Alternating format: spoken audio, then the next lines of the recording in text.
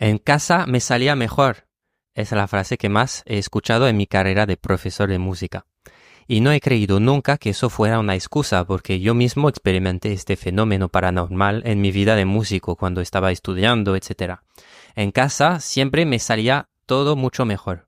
Y con el tiempo he descubierto la solución: dejar de tocar en casa. Bueno, broma aparte, en este episodio voy a hablarte de todo este tema. Y para ayudarme tendré el gusto de compartir literalmente el micro, porque estamos en la misma habitación ahora mismo, con una persona muy especial para mí, que es mi esposa Laura. Laura es, además de coach de bienestar, ella es cantante y violinista profesional, con años de experiencia en escenarios internacionales, ha ganado concursos también de alto nivel. Su trabajo de coach se centra en ayudar a sus clientes en profundizar en el autoconocimiento, nos hablará de todo esto en un momento, también a ganar confianza y esto pues nos va a ayudar en la música. Laura tiene un enfoque también integral porque también es profesora de yoga, de música, obviamente. Ayuda a sus clientes también con el Feng Shui, nos hablará de todo esto en un momento. Y sobre todo nos hablará de por qué tocamos peor frente a una audiencia y cómo podemos superar estos bloqueos. Entonces, si eres una de estas personas que toca mejor en casa que delante del público, de tu profe o incluso de tu gato, este episodio es para ti, porque Laura y yo te vamos a dar nuestros consejos para dejar de sufrir de ello. Bienvenida, Laura, ¿cómo estás? Hola, muchas gracias Remy por la presentación. Para empezar, Laura, ¿qué piensas que ocurre en nuestra mente y en nuestro cuerpo cuando tocamos nuestro instrumento frente a otros? Pues mira, lo has dicho muy bien al principio, ¿no? Que en casa uno toca mejor porque estamos solos, estás tranquilamente, y a la que tú añades un elemento externo que puede ser un profesor, el público, un gato, como has dicho antes, ahí ya entra lo que sería el juicio externo. Y este juicio externo puede empezar a generar una serie de creencias en mí, ¿no? Que, pues, ¿qué pensarán de mí? No seré suficiente, voy a hacer el ridículo, no valgo para esto. Todas estas creencias, si estás tú solo en tu casa, pues es más difícil que aparezcan.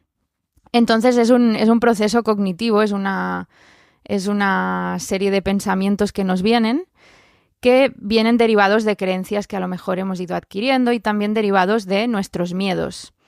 Y este miedo es el que también hace que se activen una serie de, digamos, unos activadores fisiológicos, que es, por ejemplo, movimiento torpe, temblor, tensión muscular, náuseas, mareo, ¿vale? Bueno, a nivel corporal tenemos más esto, tensión muscular, mareo, dolor de barriga, y fisiológicamente pues tenemos estas reacciones más de movimiento torpe, de temblores, ¿no? Entonces todo esto, tanto a nivel cognitivo como a nivel corporal, fisiológico, etcétera, hace que pues no toquemos tan bien, ¿no? Si no lo logramos controlar, aunque tenemos maneras de controlarlo. Muy bien, pues qué fuerte que todo esto nos lo puede provocar, incluso un micrófono o un gato, ¿no? Pero como acabas de decir tú, en realidad lo que entiendo es que lo que nos provoca esto, pues son nuestros propios pensamientos, ¿no? Y entonces yo te quería preguntar, tú que has trabajado con artistas y también que has experimentado todo esto en tu carrera, ¿esto tiene que ver con la ansiedad escénica y cómo se manifiesta la ansiedad escénica? Y también, ¿es algo que afecta a todos los músicos, incluso a los más experimentados? Bueno, lo primero es que sí, rotundamente yo creo que afecta a todo el mundo en más o menos medida. Entonces habrá personas que realmente es algo incapacitante, ¿no? O que hace que esta ansiedad escénica pues empeore mucho tu actuación, y habrá gente que, bueno, conviven con esta ansiedad escénica de una manera mucho más light, mucho más llevable, y esto pues hace que casi no se note que estén nerviosos y que ellos mismos incluso ni lo noten, ¿no? Entonces depende del momento, depende del grado, pero más o menos a todo el mundo le afecta. Incluso hay una frase que es los nervios buenos, que se llaman, ¿no? Que todo el mundo piensa, es como una creencia popular entre artistas escénicos, que si tienes estos nervios buenos es porque te importa lo que vas a hacer. Bueno, esto lo podríamos debatir también, ¿no? Pero bueno, hay esta parte natural de que, bueno, te vas a exponer a un público y ahí puede haber esta tensión, esta ilusión también, ¿no? de presentarte. Entonces, por ejemplo, a nivel profesional hay un músico que se llama Pau Casals, que seguramente os sonará, de música clásica, que él sufría de muchísima ansiedad escénica, pero a un nivel horrible, y se ve que lo pasaba muy mal. En cambio, escuchas sus actuaciones y no lo parece, ¿no? Es como uno de los mejores violonchelistas de la historia. También últimamente he escuchado, pues no sé, me gusta seguir humoristas y tal, y muchos de ellos dicen, con lo bien que yo estaría en el sofá de mi casa, ¿no? Antes de salir. Esta frase es muy habitual, esta sensación. Y a nivel personal, pues yo con mi experiencia os puedo decir pues que va a épocas, ¿no? También, sobre todo pues como más coaching y más entrenada tengo mi mente, pues más desaparece esta ansiedad escénica, por supuesto. Y hay un elemento también que es la práctica, ¿no? O sea, si tú te vas exponiendo de manera regular al escenario, sales a tocar, sobre todo bien entrenado, ¿no? Bien colocada la mente, los pensamientos y todo, pues eso te va haciendo ganar una confianza y te vas habituando a esta rutina nueva, ¿no? Entonces la ansiedad escénica puede llegar a desaparecer. O sea, yo te diría que tengo muchas épocas en las que salgo al escenario y apenas siento ansiedad escénica, quizás los días antes un poco de inquietud o el mismo día, pero en general es algo que se puede trabajar y que puedes llegar hasta hacer desaparecer o llevarlo de una forma que ni se note y que tú no sea realmente incómodo para ti. Pues sí, es muy cierto lo que dices. De hecho, yo tengo una experiencia similar y eso me hace pensar también a deportistas, ¿no? Que contratan a una persona para ayudarles, quiero decir, deportistas profesionales así famosos que tienen su propio entrenador mental, incluso en la música hay gente que contratan y de hecho hay terapias para los músicos. Bueno, no sé si llamar esto terapias, ¿no? Pero bueno, yo he hecho este trabajo también en la mente, en los pensamientos y esto, claro, a nivel profesional, si es tu oficio, yo entiendo que lo puedas hacer. Y yo te quería preguntar, pues para un músico amateur que está aprendiendo y que siente que toca peor frente a una audiencia, ¿qué se puede hacer? O sea, ¿qué elementos están involucrados? Bueno, esto tiene que ver bastante con la primera pregunta que me has hecho, ¿no? Con el tema de que hay un elemento externo, ¿no? Que nos puede generar una serie de pensamientos, etcétera. Y derivado de esto, pues claro, uno de los más comunes es la famosa tensión muscular, que es un elemento pues que hace que a la larga tu sonido no sea el mejor sonido que tengas, ¿no? O sea, tú en tu casa, si estás relajado, tendrás mejor sonido que si de repente te entra una tensión muscular.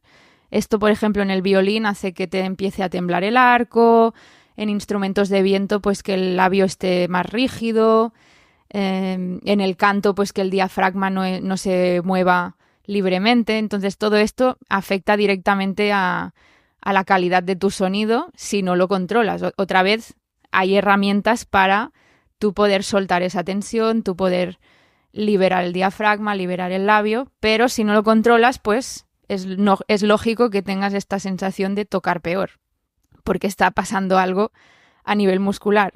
Y a nivel mental también pasa que la mente está más dispersa cuando uno está con ansiedad escénica, entonces esta dispersión hace que te desconcentres, que hagas errores en la partitura, que no estés por la labor, vaya, que se te vaya un poco la cabeza a otros temas y bueno, pues al final tocas peor también porque no estás concentrado.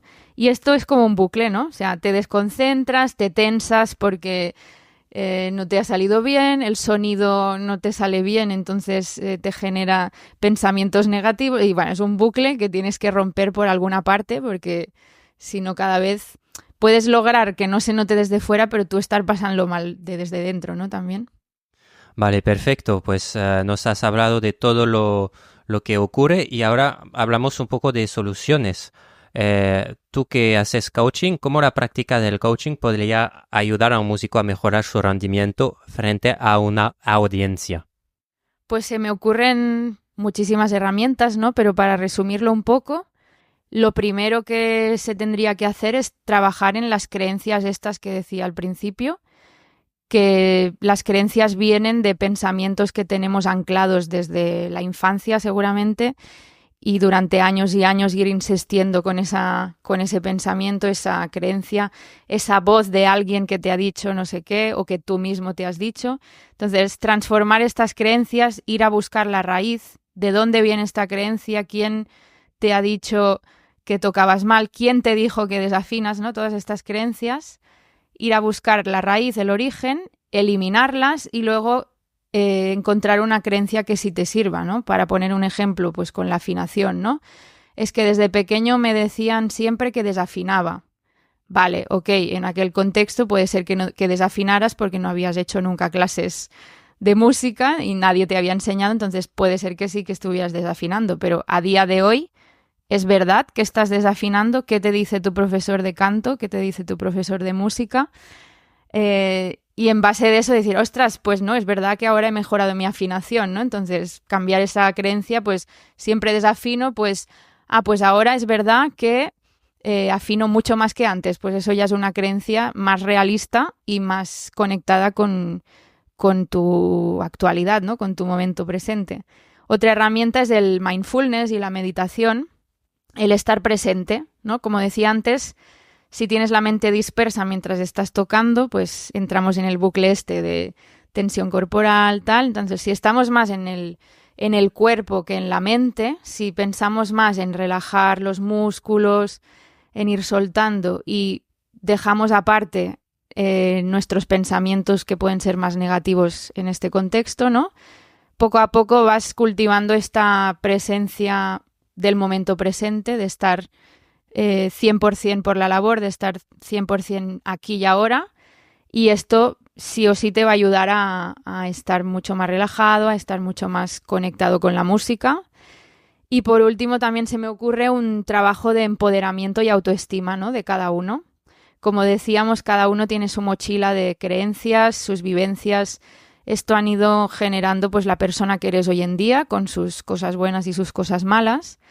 Y rascando un poco todas aquellas cosas que te están limitando, que te están frenando a ser un mejor músico, ir a buscar qué es y ir poco a poco ganando en autoestima, ya no solo como músico, sino como persona, ir empoderándote en tu persona y creer en ti y poco a poco ir ganando esa confianza, pues también te va a ayudar a cada vez tener menos ansiedad escénica y menos problemas a la hora de tocar. Estupendo. Bueno, hay varias cosas que me vienen en la cabeza mientras estabas hablando. Primero, lo que dijiste antes de Pau Casals, que él, pues a pesar que escuchas sus actuaciones y que para ti es fantástico lo que toca, pues él lo pasaba mal, ¿no? Y que bueno, y destaco también lo que has dicho, que hay muchas creencias que incluso a lo mejor no estamos ni conscientes de ellas, ¿no? Como dices tú, alguien nos ha dicho que cuando éramos jóvenes, pues que desafinábamos y esto se ha quedado, ¿no? Adentro. Y esto me hace pensar también en una película de Pixar últimamente que hacen cosas sobre las emociones. No me acuerdo en cuál, pero había como un personaje de Pixar que iba a buscar en el fondo de él como una emoción o una creencia que estaba bloqueada y que le hacía bueno, pues que no disfrutaba tanto de la vida, digamos.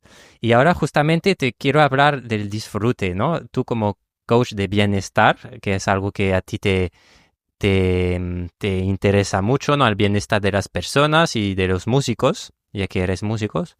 ¿Qué técnicas prácticas recomendarías para que los músicos de todos niveles puedan gestionar sus nervios antes de salir a un escenario, por ejemplo? Pues bueno, hay algunos que son unos clásicos y que seguramente os sonarán, que son los ejercicios de respiración, por ejemplo. Aprender cómo funciona la respiración diafragmática, esto con el yoga. Hay un montón de ejercicios, ¿no?, que nos sirven para ir conectando con esta respiración más abdominal, más relajada. Conectar con una respiración más lenta, ¿no? Porque ahora, por ejemplo, tú y yo estamos hablando y esta respiración es muy corta, o sea, no me da tiempo de coger aire casi y tengo que sacar aire todo el rato, y cuando estás tocando el saxo, por ejemplo, un instrumento de viento, cantando es lo mismo, ¿no?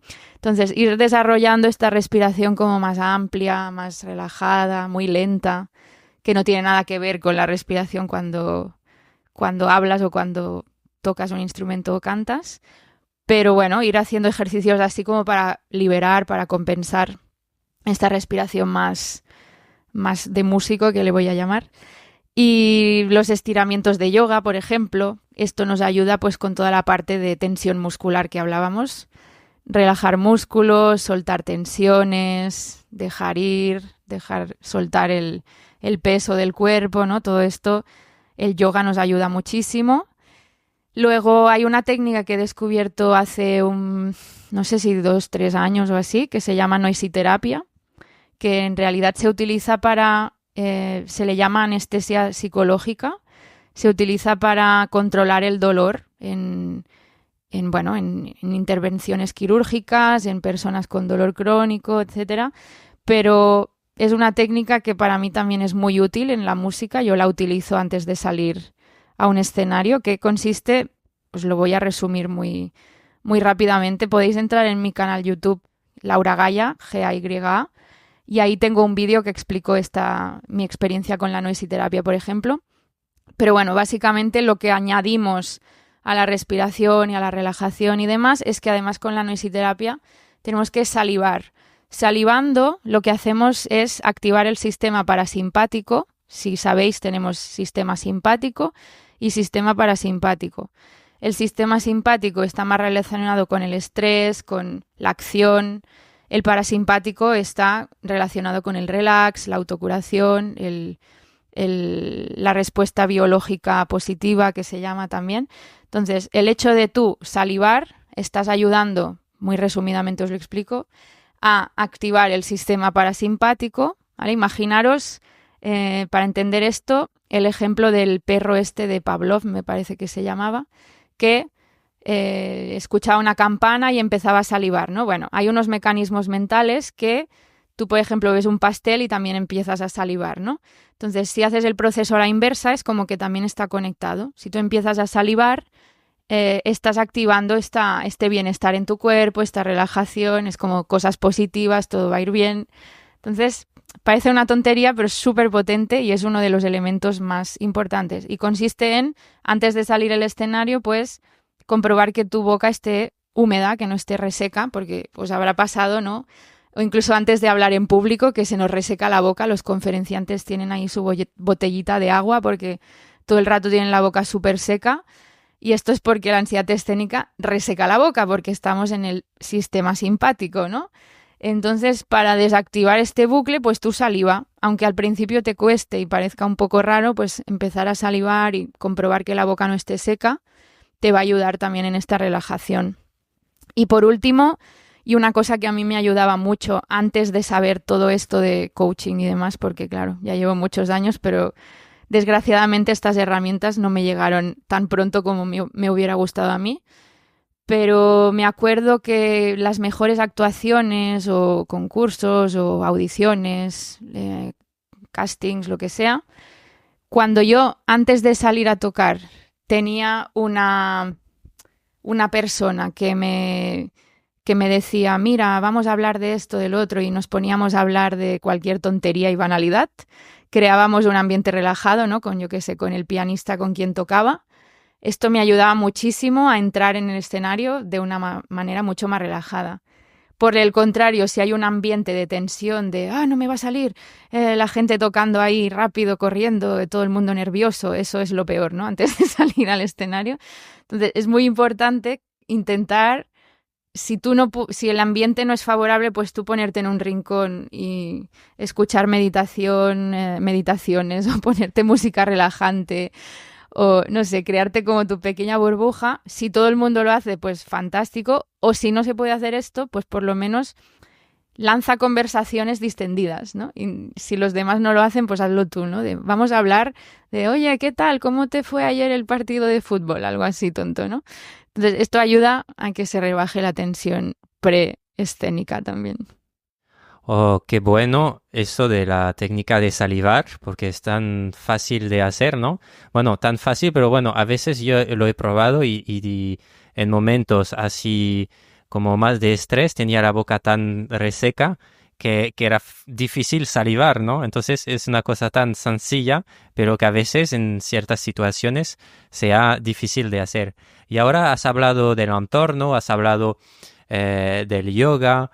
eh, el Feng Shui, que es algo que tú también estás aplicando y estás integrando a tus sesiones de coaching y en tu vida en general, y el yoga también, pues hay algo en estas disciplinas que puede ayudar a los músicos a mejorar su enfoque, a reducir la ansiedad escénica, incluso estudiar mejor, ¿no? ¿Cómo tú integras todo esto en tu coaching? Y bueno, en un pequeño recordatorio lo explicarás seguramente mejor que yo, pero el Feng Shui es como hacer que tu entorno físico, ¿no? te ayude, ¿no? Es en plan, si un ejemplo sencillo, si tu habitación está desordenada, pues tu cabeza también. Entonces, pues esto, en el yoga, en el Feng Shui y bueno, en toda tu experiencia, pues algo más integral que nos puedas decir como tú lo haces. Bueno, yo he hablado bastante del yoga, ¿no? No es una casualidad que muchos músicos profesionales, ahora, a día de hoy, incluso conozco muchos que son profesores de yoga o se dedican hacen mucho yoga. Por ejemplo, Yehudi Menuhin, un violinista muy famoso, era un yogi experto también y había ido a India. Bueno, no es casualidad, porque de alguna forma es como que lo necesitamos, ¿no? Con esta práctica tan corporal como es tocar un instrumento y tan mental al mismo tiempo. Entonces, bueno, la práctica de yoga diaria, semanal, ganar en conciencia corporal, respiración, meditación, todo esto siempre te va a ayudar. Si no te gusta el yoga, pues puedes hacer cualquier otra práctica que a ti te ayude, como, yo qué sé, tai chi, ir a correr, ¿no? Pero bueno, el yoga es verdad que en concreto tiene unos beneficios muy positivos para tocar un instrumento, porque trabajas también mejorar tu postura, trabajas en reducir tensiones musculares, lo mental también se trabaja. Pero bueno, encontrar esa práctica que a ti te ayude y poderla hacer pues de forma lo más constante posible. Luego hay ejercicios de visualización que también los utilizan muchísimo los deportistas de élite y los músicos de concursos internacionales. Yo escuché una entrevista de un violinista de un concurso que había ganado el Queen Elizabeth, primer premio de uno de los mejores concursos internacionales de violín. Y bueno, esto también me daría para un podcast entero, pero la visualización es simplemente imaginar, ¿no?, que vas a estar tocando en el escenario, prepararte, ¿no?, mentalmente antes de salir al escenario, o cuando estás trabajando, en lugar de tocar como digo yo, como pollo sin cabeza o sin pensar lo que estás estudiando, pues visualizar cómo tendría que estar sonando aquello, imaginarte tú tocando en lugar de estar tocando porque sí, ¿no? Bueno, hay un montón de ejercicios de visualización muy interesantes también. Y luego el Feng Shui también nos puede ayudar, como bien decías, ¿no? El orden, cómo tienes el espacio donde trabajas. Esto hay un montón de investigaciones científicas que se han hecho recientemente de cómo por ejemplo, en empresas se ha estudiado mucho cómo el ambiente, el entorno físico ayuda a la productividad en empresas, ¿no? Entonces, si tú tienes un pequeño espacio donde puedes estudiar con tu instrumento y ese espacio es agradable, tienes buena luz, es un poco bonito, ¿no? Y, por ejemplo, en Feng Shui tenemos los 5 elementos, que es madera, tierra, metal, fuego, agua. Y estos 5 elementos es como que te recuerdan a la naturaleza. Entonces, para ponerte un ejemplo muy práctico, para tener madera en tu espacio de trabajo, pues colocar una planta. para tener un poco esta sensación de tierra, una alfombra. El metal ya lo tienes en el atril, seguramente, o según en qué instrumento, pues también son más metálicos. Tener una lámpara cálida, ¿no? Que te dé buena luz, pero que te dé calidez y esa sensación de fuego también. Y luego un espejo en un rincón donde no te estés viendo todo el rato, porque esto al Feng Shui no le gusta, porque dice que te estás como todo el rato reflejando a ti mismo y te desconcentras. Pero tener en un pequeño rincón, eso es el elemento agua y también es como que te da un equilibrio y justamente el espejo lo puedes tener ahí para revisar tu posición o para de vez en cuando mirar a ver cómo estás tocando, ¿no? No todo el rato. Pero esto sería una manera de integrar el Feng Shui en tu rincón de estudio. Muchas gracias, Laura. De hecho, ahora estabas hablando del Feng Shui y de los 5 elementos, etcétera. Y yo estoy pensando, pues, también es pura lógica, ¿no? Que tienes que tener buena luz en el sitio donde estás estudiando, pero también en la vida. Un espejo también para pues, poder reflejarte y ver un poco lo que estás haciendo desde fuera. Plantas también, pues, para la salud también, ¿no? Del interior, etcétera, el oxígeno, o sea, todo lo que has dicho, el metal, ¿no? Que te va a dar seguridad, son cosas al final que si lo analizas, pues es súper útil, ¿no? También, además de lo que decías del yoga y todo esto, pues bueno, me da que pensar también en todo este tema de la filosofía más oriental, ¿no? Que podemos integrar también en nuestras vidas y que hay un montón de músicos y de artistas en general, de deportistas, de empresarios en general, de gente que quieren un poco como mejorar, ¿no? Digamos que tienen esta visión, ¿no? De que quieren trabajar en ellos, etcétera, como pues toda esta filosofía, ¿no? Es muy útil, ¿no? Puede parecer como a veces un poco en el aire, digamos, pero al final es en francés decimos terre à terre, ¿no? Que sería, pues es muy terrenal, ¿no? Es muy lógico. Y entonces, siguiendo un poco con esto de mejorar, ¿no? La autosuperación, aunque tampoco creo que tenga que ser una obsesión, etcétera, ¿no? Pero siempre está bien, yo creo, tener un poco pues, para sentir que uno avanza en su vida, pues, de manera global, pero también sobre todo en la música, ¿no? Para no sentirse estancado, como que la música, estudiarla es infinito, pues, hablamos un poco, ahora que hemos hablado de muchas cosas, hablamos ahora del autoconocimiento, porque sé que es algo que a ti te gusta bastante. Entonces, ¿cómo relacionas el autoconocimiento con la confianza en uno mismo, en un artista en un escenario, por ejemplo?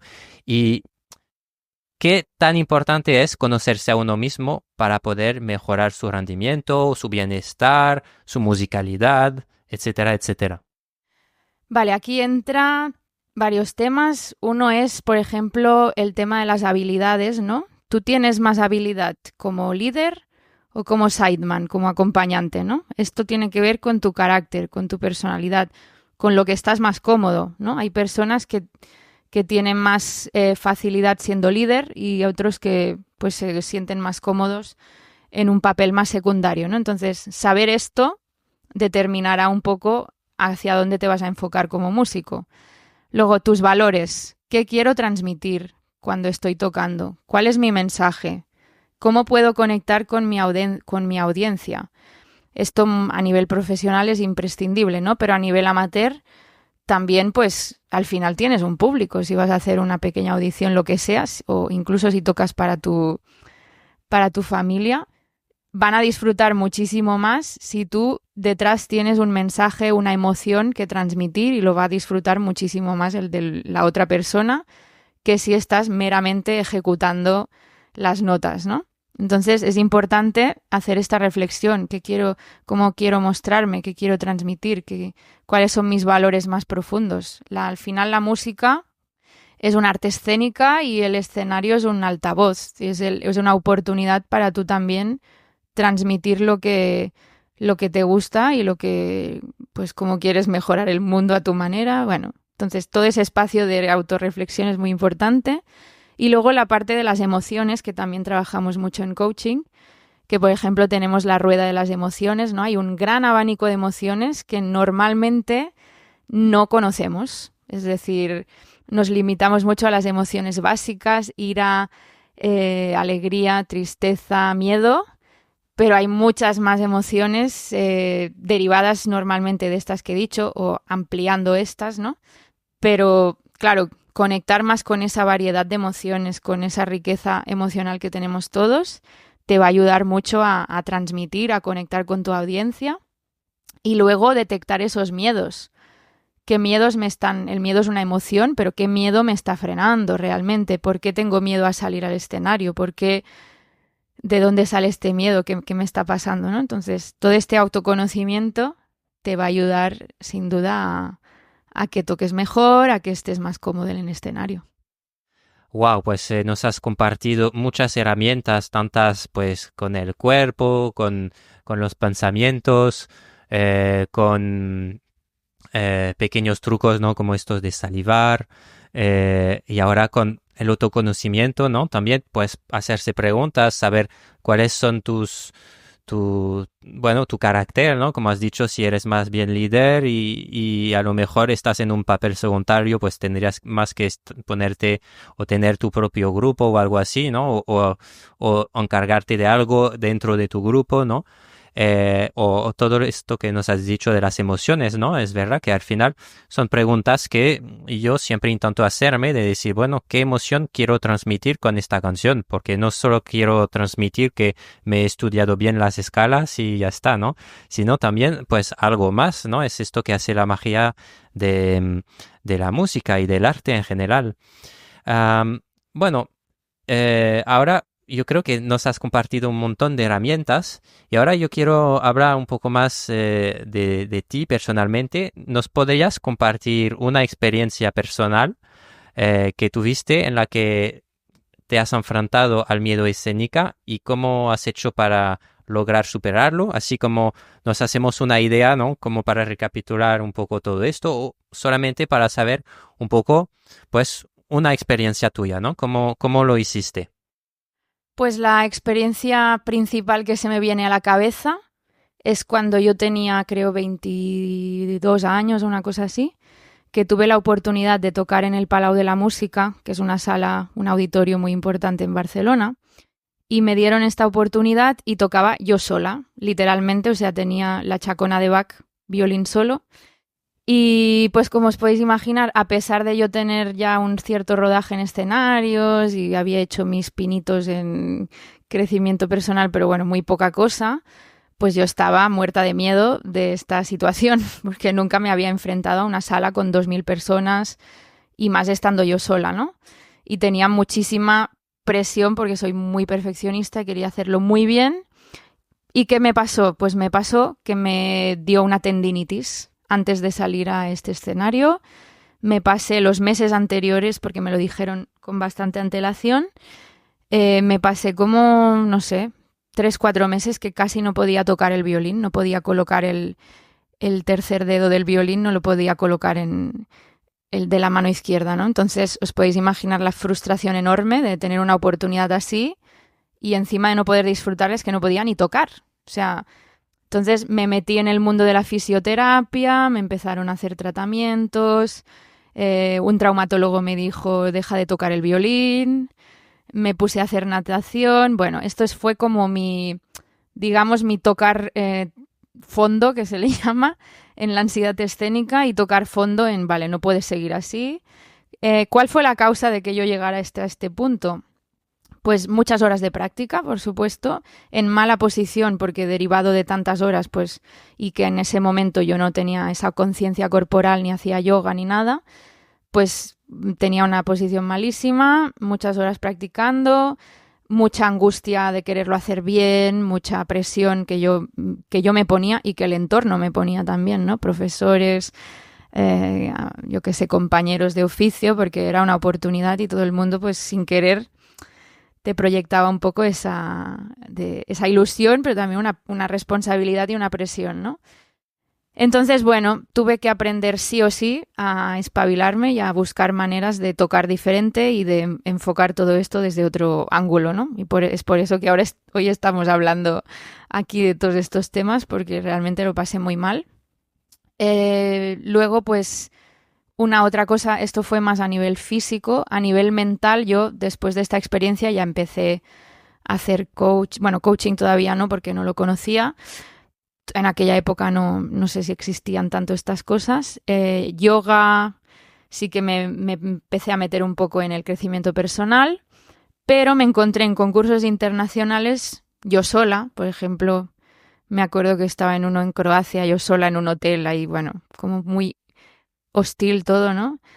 Y yo me di cuenta que me estaba auto boicoteando, que mi mente no me estaba ayudando para nada en hacer una mejor actuación, ¿no? Entonces, este auto boicoteo a nivel pues más en el alto rendimiento, ¿no? O sea, en contextos de muy alto nivel, pues yo me daba cuenta que me estaba diciendo, por ejemplo, es que los rusos tocan mejor que yo, ¿no? Porque yo era la única que estaba ahí de España, pero había un montón de rusos, chinos, yo me hacía muy pequeñita porque siempre me habían dicho que los rusos son buenísimos y los chinos también, entonces tenía como estas creencias internas y eso pues hacía que mi actuación fuera menos buena de lo que podía ser, ¿no?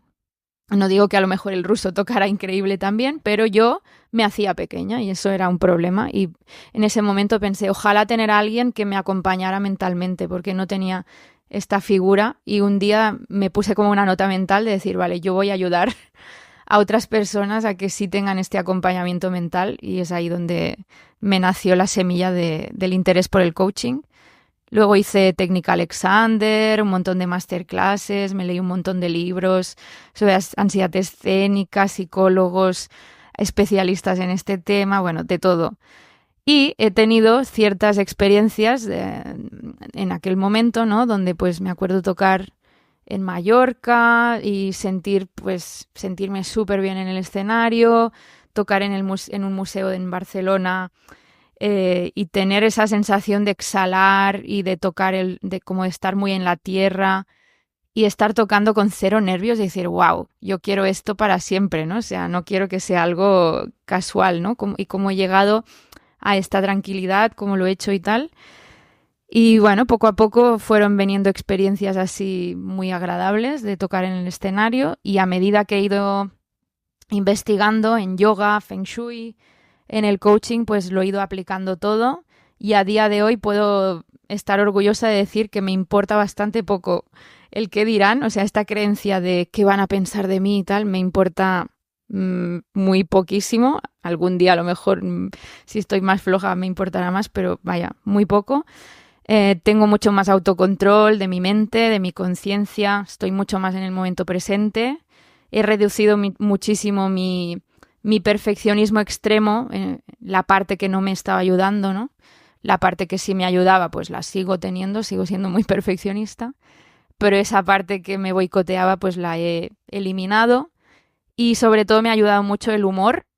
Me tomo las cosas con mucho humor, también en el escenario, bailo y me siento muy como conectada y alineada con mis actuaciones y con lo que quiero transmitir. Y esto, como decíamos antes, ¿no? Los valores también me ayuda mucho de saber que estoy en el sitio correcto y me siento muy cómoda. Entonces, pues quería compartir un poco pues mi proceso, ¿no? Porque parece que uno cuando habla así ya es como, oh, es que nunca se pone nerviosa. No, yo lo he pasado súper mal, pero como todo se puede trabajar y puedes llegar a estar muy bien y esa es mi filosofía ahora, es que la gente se encuentre bien y que disfrute y que tenga un bienestar en el escenario también.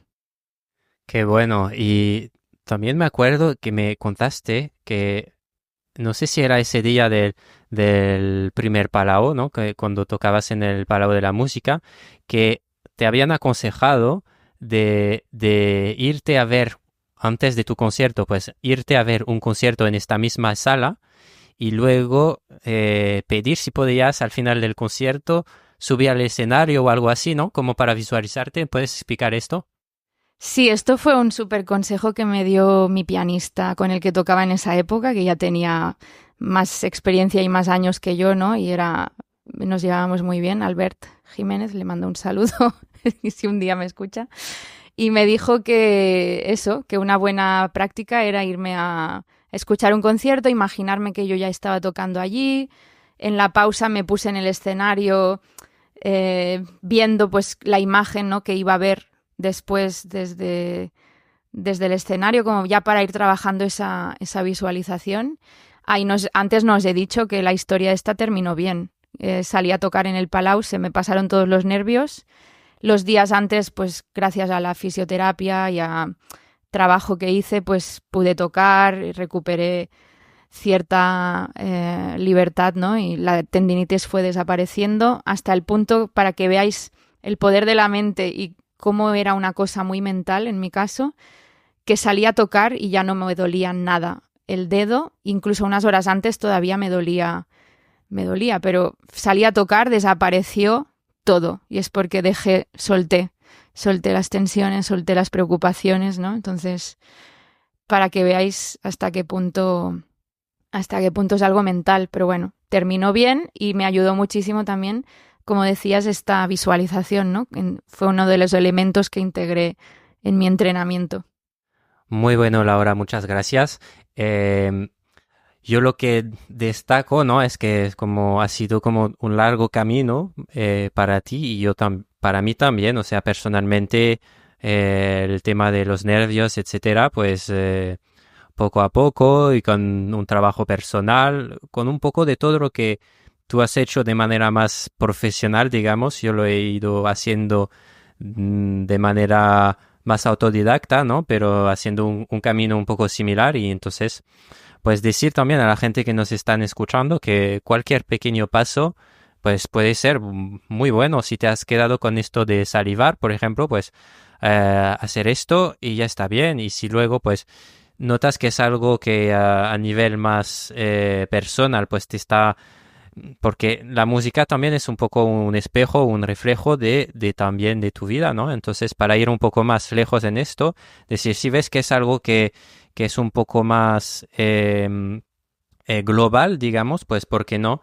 Pues un acompañamiento o hacer algún tipo de técnica de manera más no tan puntual, ¿no? Sino, Laura, ¿quieres comentar algo respecto a esto?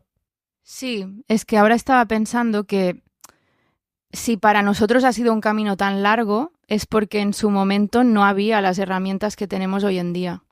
Por suerte, hoy en día hay mucha más conciencia sobre la importancia de la mente, de cuidarse, etcétera, ¿no? Cada vez hay más gente practicando yoga. Entonces, estamos hablando de hace 20 años, no había todas las herramientas que tenemos hoy en día, ni toda la conciencia, ¿no? Entonces, pienso que el camino no tiene que ser tan largo para nadie ahora.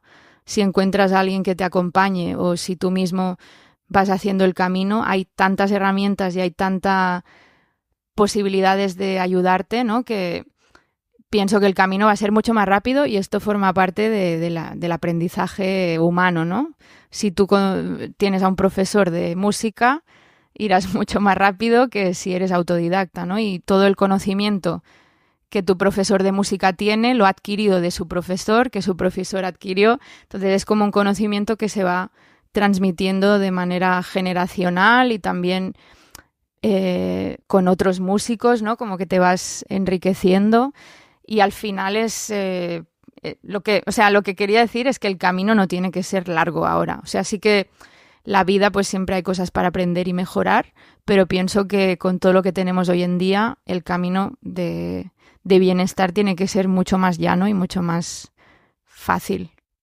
Y justamente hablando de esto, bueno, tú te dedicas a ayudar justamente a gente con tus sesiones de coaching, tus clases, etcétera. Entonces, pues pondré un enlace en la descripción para que la gente, si hay gente que están interesadas, pues podrán pues contactar contigo y beneficiar pues de todos tus consejos que tienes también en tu web, etcétera, o directamente pues hacer sesiones contigo.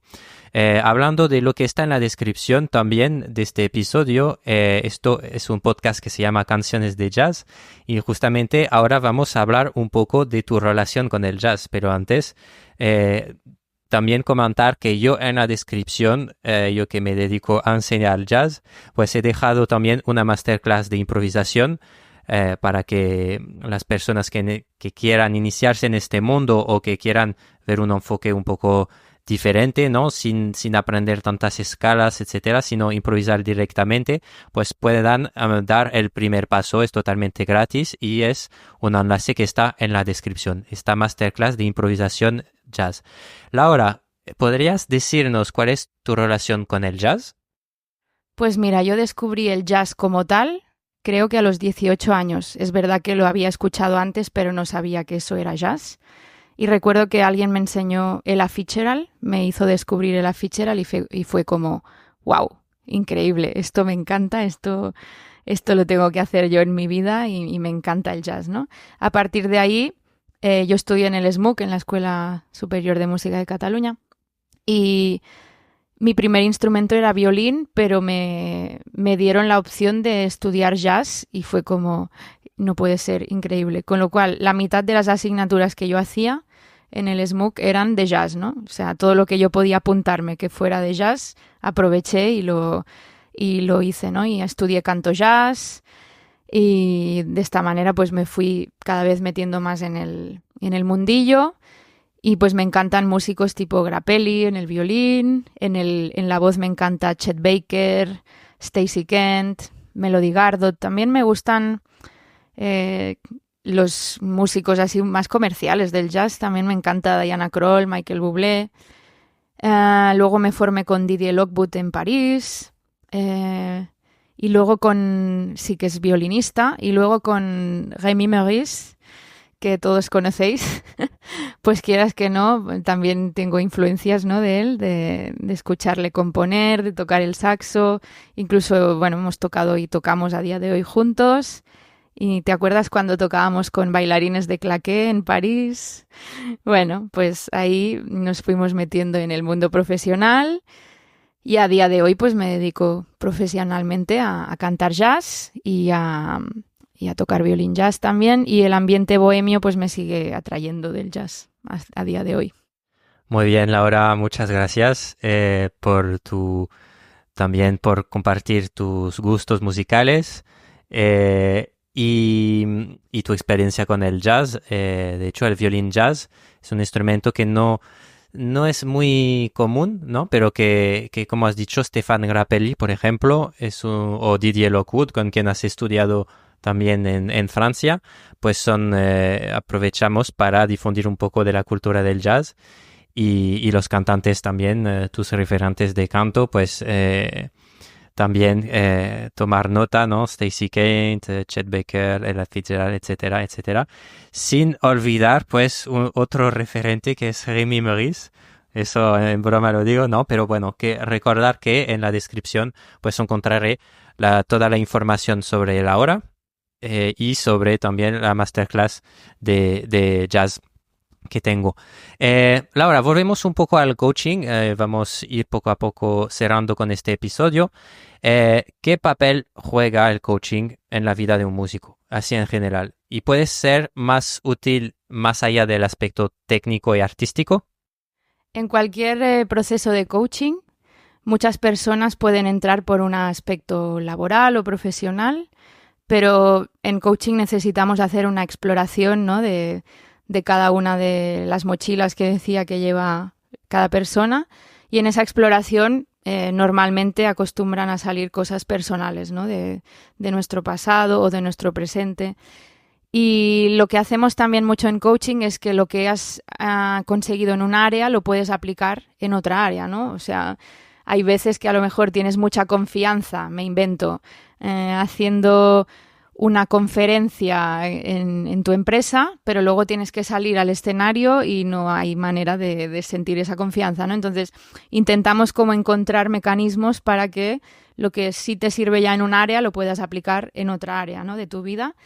Y en esta línea, por ejemplo, hay también la rueda de la vida, que nos ayuda pues a encontrar el equilibrio, porque en la mente de un músico está muy estudiado que, sobre todo si es un músico profesional, la música es como lo más importante y no hay casi nada más, ¿no? Las otras áreas de la vida están como casi imperceptibles, ¿no? Entonces, poco a poco ir calibrando para que todo esté equilibrado, ¿no? Darle importancia pues a tus ocios, a tu vida personal, pues con tu familia, con tus amigos, a muchas otras áreas, ¿no? Pues eso poco a poco te va a ir quitándole peso a la música y también pues que eso te ayudará a rebajar esa presión, ¿no? Con la música y esa exigencia. Y hay un pequeño ejercicio, un pequeño truco de coaching para que nos puedes compartir ahora para acabar, para conectar con el bienestar y una vida más equilibrada. Pues mira, a mí me encanta regalar preguntas a la gente, porque de eso trata el coaching, ¿no? De hacer preguntas y luego reflexionar. La primera pregunta que os regalo para que os quedéis reflexionando es: ¿qué te estás diciendo mientras tocas? ¿Vale? Pongo por ejemplo, pongo por ejemplo pues alumnos míos que lo piensan y encima me lo dicen en voz alta y digo, ¿te has dado cuenta que te estás diciendo esto, no? Pues soy tonto, no me sale, soy tonto, ¿vale? No es mejor cambiar esto por, ostras, venga, yo puedo, ¿no? O sea, ser consciente de ese diálogo interno. Otra pregunta que se me ocurre es, hay un aspecto que nos influye mucho, ¿no? Que es que dirán de nosotros las críticas, las negativas especialmente, ¿no? Que vamos a recibir. Si tú sales a un escenario, pues probablemente a alguien no le va a gustar y te lo dirá. ¿Eso que te están diciendo de ti, te lo has dicho ya a ti mismo o no? ¿Vale? Y esto hace referencia a que si alguien te dice algo que no te gusta, ¿no? Pues es que me ha parecido que has desafinado. Si tú tienes un diálogo interno de que te estás machacando con que desafino, pues lo que te dice el de fuera se te amplifica muchísimo tu mensaje interno de autodestrucción, ¿no? Entonces, reflexionar un poco si lo que te dicen de fuera ya te lo has dicho tú antes o no. Y por último, se me ocurre la rueda de la vida que os he comentado antes, que puedes hacer un pequeño ejercicio también de equilibrar, pues calibrar cómo está tu vida, ¿no? En este momento, y coges un papel, dibujas una circunferencia, lo divides como si fueran unos quesitos, haces 8 quesitos y en cada quesito pones un concepto, ¿vale? Normalmente puedes inventarte tú las áreas, pero yo te doy aquí un tip que es pues pareja, entorno físico, salud, carrera profesional. Bueno, si entráis en mi Instagram, que seguramente Remy lo dejará en la descripción, ahí tengo un ejemplo de rueda de la vida, lo podéis encontrar en mi perfil y ahí veréis todas estas áreas. Pues se trata de calibrar y decir del 0 al 10 cómo estoy en esta área y ponerme un ejemplo, ¿no? De, pues estoy muy bien porque, yo qué sé, con mi familia porque cada sábado voy a ver a mi hijo al fútbol. Hoy sale el fútbol mucho, no sé por qué. Vale, entonces, calibrar y también decir cómo me gustaría estar de aquí 3 meses en esta área. Y de esta forma te da como una fotografía de tu momento presente, de cómo estás ahora en todas estas áreas, qué tan equilibrado estás. Si hay algún área que está muy bien y las otras no están bien, pues la rueda no avanza. La rueda tiene que estar toda ella equilibrada para que avance. Y luego pues también te sirve para proyectar un poco hacia el futuro dónde te gustaría mejorar, qué áreas te gustaría mejorar y dónde te tienes que enfocar, ¿no? Si hay un área que está más flojita, pues darle un poco más de foco a esta área. Y esta es una herramienta que podéis encontrar más detallada en el Instagram. Pues ya sabéis, si tenéis una rueda pinchada, contactar con Laura, a no ser que sea la del coche. Vale, pues seguir Laura en Instagram, pondré todo esto en la descripción, también en su web, también me parece que tienes historias, contas, ¿no? Como historias pedagógicas en tu web, en tu Instagram, etcétera, a veces por email. Entonces, bueno, todo esto lo pondré en la descripción. Vamos a cerrar entonces este capítulo con estas palabras sabias que nos ha compartido Laura. Si toda esta información piensas que puede ser valiosa para otra persona, pues puedes compartir este episodio de podcast con estas otras personas. Te agradecemos, yo te agradezco haber escuchado hasta aquí. También puedes poner una evaluación positiva en la plataforma de podcast, ¿no? Sea Apple Podcast, Spotify, lo que sea, ¿vale? Si le pones 5 estrellas, esto ayuda mucho a hacer crecer el podcast, también de que yo pueda convidar a más personas. Y también puedes poner un comentario en el episodio, ¿no? Si quieres que vuelva Laura, por ejemplo, en el episodio para hablarnos de otra cosa o para profundizar con algunos de estos temas, pues lo puedes poner también en la descripción y ya sabes, los 5 estrellas y todo esto. Pues muchas gracias. Por mí ya estoy. Laura, ¿quieres decir la palabra final? Nada, que muchas gracias, Remy, por la invitación, que me lo he pasado muy bien. Y también un saludo a toda la comunidad de canciones de jazz, que os sigo de cerca también. Vosotros no me conocíais, pero yo a vosotros sí. Y nada, un abrazo y a tope con el jazz todos. Gracias, Laura. Un saludo y hasta pronto.